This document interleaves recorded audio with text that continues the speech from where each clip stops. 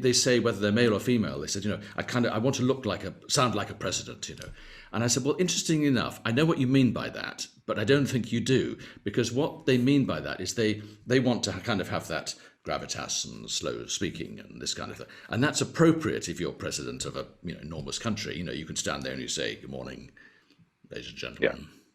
Right, you can kind of do that. If you do that in normal life, people go, can you just get on with it, please? I mean, it just doesn't really work. They go, who are you?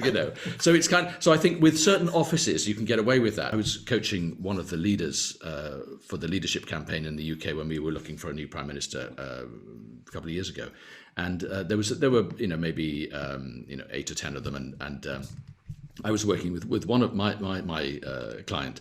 And just before he was about to give his launch, so we're in the ante room here. Next door, he has the cameras and everything's going to go live, and there's 30 seconds to go.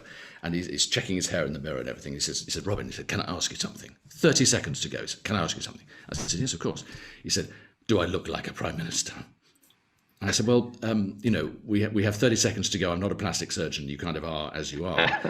So I think let's try and stick with the authenticity piece, right? And don't suddenly change.